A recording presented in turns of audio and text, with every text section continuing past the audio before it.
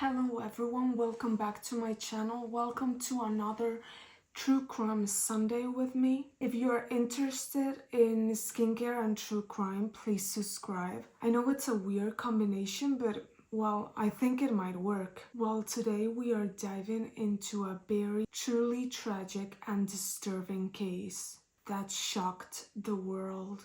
Something that for many people has remained a mystery. We are talking about the case of Nevada Tan.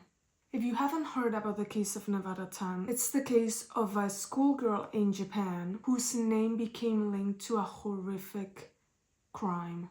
And while the details surrounding this case remain a little confusing, its impact was undeniable, sparking conversations about youth violence, bullying, and mental health.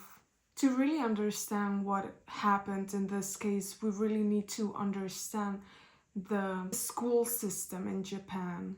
A place where discipline and academic excellence are of paramount importance. But in recent years, we have also seen a lot of cases of bullying, isolation, and violence among a lot of students. Disclaimer, if any of those issues might bother you, please feel free to take a break or skip through the parts that might be hurtful for you. So what exactly happened? And why did this schoolgirl known as Nevada Tan become the face of a chilling schoolyard murder? Now we're gonna deep dive into this chilling mystery while we glow through the chaos. For a long time, she was known as Girl A in Japan.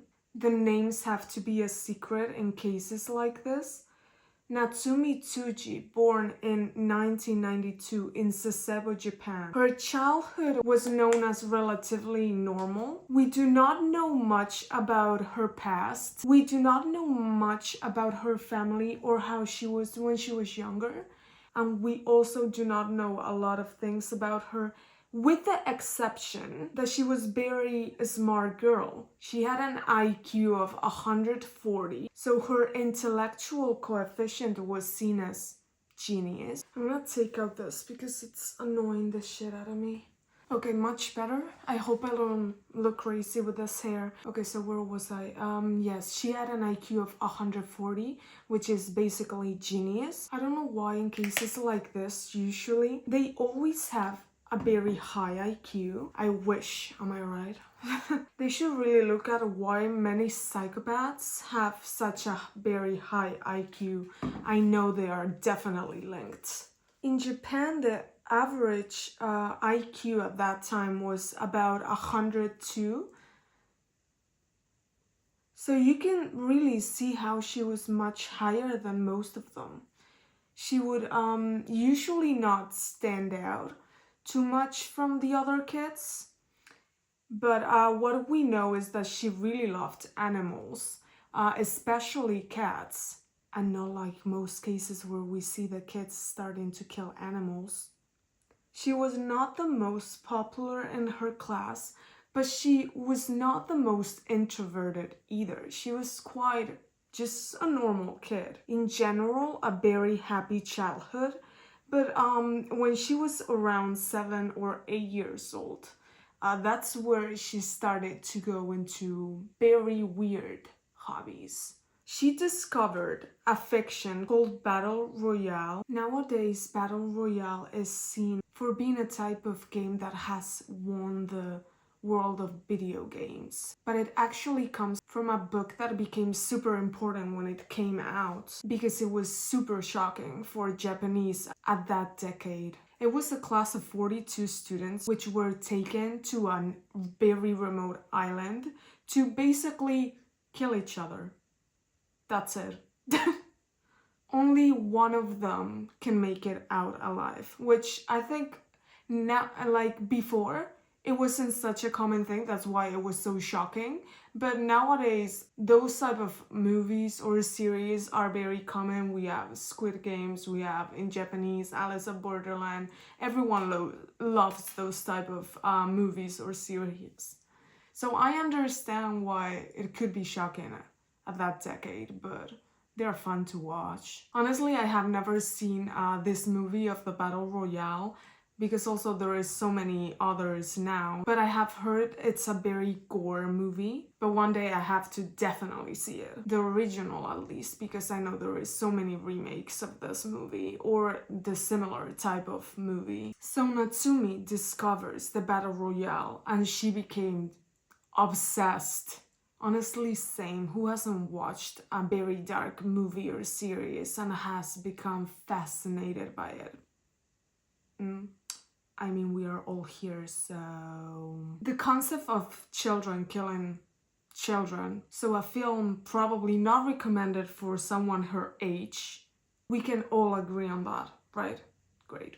Great. Most of the kids that would watch a movie like this when they were like 7 or 8 years old would probably become traumatized. But not her. She loved it. From here on, she acquired a hobby, let's say, for very gore things. She started looking for manga, anime, different type of series. If she had the most blood possible, the better. We're not judging. She became so obsessed with that world that she wanted to share it with everyone. Okay.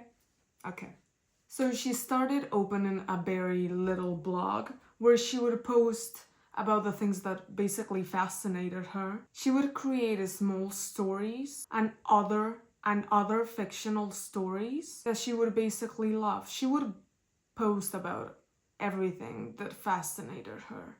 This also opened the door for urban legend stories. One that she actually felt like it was so captivating was the urban story of the Red Room, which I think nowadays it's very known of, but back in the day it was not. The urban legend of the Red Room in that age of the 1990s and early 2000 in Japan, it was said that if you would go to Google and search Red Room, you would find this webpage with the phrase of, "Do you like?" So a lot of people started looking for that webpage. A lot of people said, "I can't find it." Others said, "Oh yes, I found it." So who do I believe? I really don't know. There was this guy in particular who was 14 years old at that time, who went to search, put Red Room in the webpage, found the webpage. It said, "Do you like?" He saw the webpage and then he left it there. A couple of days passed. He goes on the webpage again and it says, "Do you like?" One more letter. He's like, okay. Moves on. Next day he does the same thing. "Do you like?" Another letter. Like this day and day until he finds the whole phrase completely written. This happened because some days passed and it would come out a pop-up that it was the same webpage. So he would click on it and every single day he would have one letter more until one day the whole phrase came out. And it said, "Do you like the Red Room?" All in capital letters. Dun dun dun. Well, that boy killed himself a couple hours later. Oops. And while a lot of people say that webpage is cursed, I think the same, honestly. So if one day you are browsing and that webpage comes into your Google, you are fucked. Because in few hours, you will appear dead in a very mysterious way. Creepy, man. Very creepy. Okay, face clean. Let's keep on with the story. So the girl was very obsessed with this story. Don't really know why, because it is creepy, don't get me wrong. But I feel like there is many more better stories, no? Well, after her weird hobby and fascination for this type of things, her grades started going downward. Until then, she would actually get very normal, good grades because, as I said, she was very smart, so why wouldn't she? But from that day on, her grades started going downward. One day, Natsumi, when she was 11, she actually had a fight with her classmate, her best friend at that time, Satomi Mitarai. And when she got home, a little mad by what had just happened, she sees something that shocks her. What could it be? In her blog, there were some comments written by Satomi calling her fat and pretentious. I think it's the most normal thing. You would fight with someone and they would be like, oh yeah, okay, then you are fat. Okay, you couldn't come up with anything better than that? From that moment, she started her very malevolent plan. The plan to kill her. At that time, she was also very obsessed with this series called Monday Mystery Theater, in which every week a criminal that killed someone was caught. Those ideas of a criminal stabbing someone just stuck in her brain, and she started thinking, why don't I do the same? So Tuesday, June 1st, 2004. That's exactly what she did. That day started like every other day. Breakfast, she went to class very early in the morning. And a lot of classmates were very excited because it was actually photo day. Which actually in the photo, you can see the sweater that she's wearing. And it says Nevada. That's why this case is so famous. That's where the nickname that we now know. And very close to her, you can actually see her classmate, Satomi. I believe it was lunch break when Natsumi took Satomi to an abandoned class. And she told her that she was gonna show her an amazing game. Little did she know, she was gonna be murdered. There was nobody around. There was nobody going through the hallways. And Natsumi at that moment sits down, looks at her very seriously right in her eyes and tells her, you know, I'm going to kill you. And this is no game.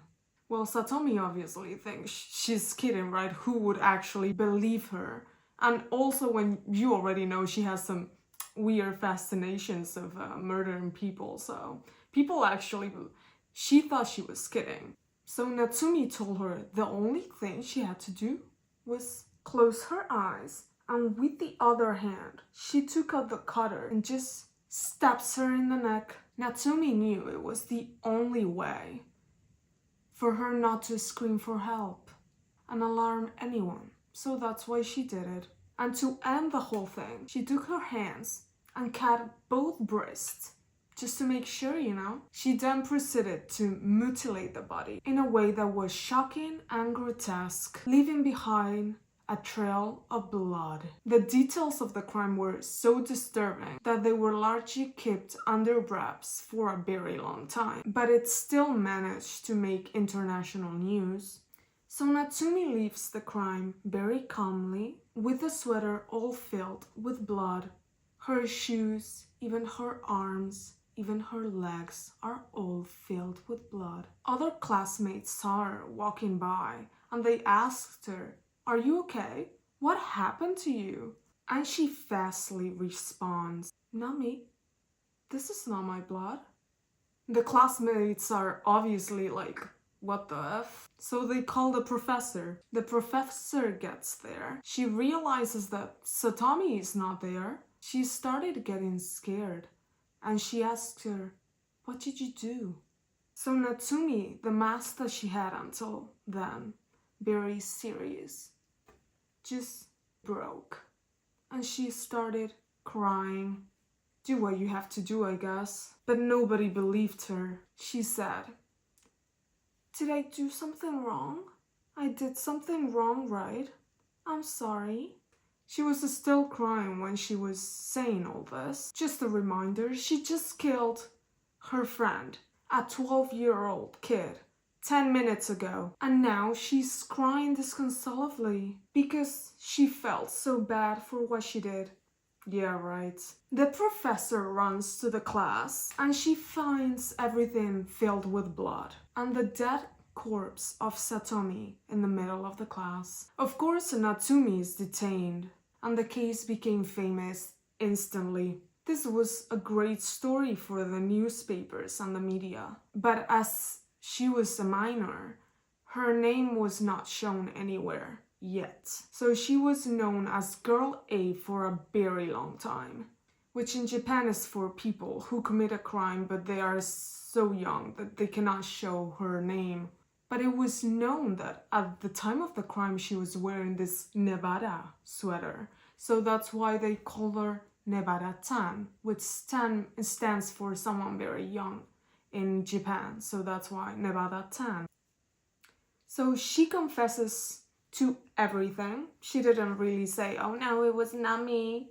She was just like, yeah, it was definitely me, did not like that girl. She basically said that she did all this because she received such bad comments from her in her blog. So in Japan, people started getting obsessed with her.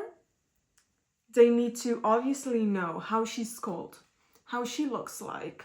A journalist who was seeing different reports about the crime actually accidentally said her name. So then the photos of her started getting leaked by everywhere in the media. I love this jelly, it's so much fun. Thousands of cosplays of her. She became an idol for a lot of people, which I mean, why? So what happened to her? She got a sentence of 9 years. Yes, 9. 2 of them in psychiatric observation and the rest in juvenile detention center. While she was in the observation, the doctors actually plead to give them more time to observe because she was not normal at all. So they gave them 2 more years, and after that time they did let her be in house arrest until she finished her sentence.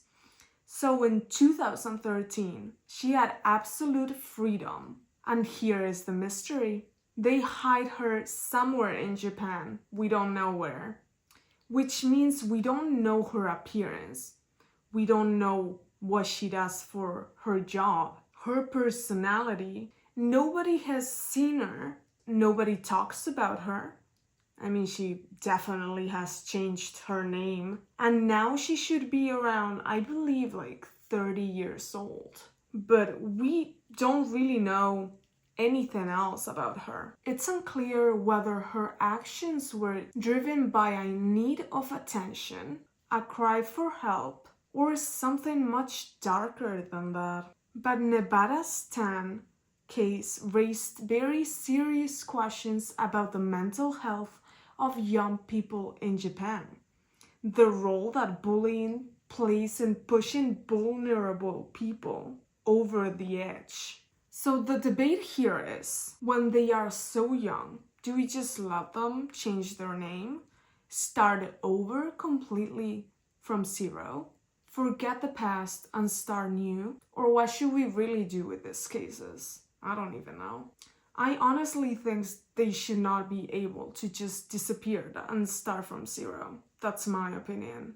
But if you think I'm wrong, you can say your opinions down below. In the years that followed, the name Nevada-tan became a synonym with youth violence in Japan. The media labeled her as a dangerous child, and the country was left with grappling questions about how to prevent similar cases from happening in Japan.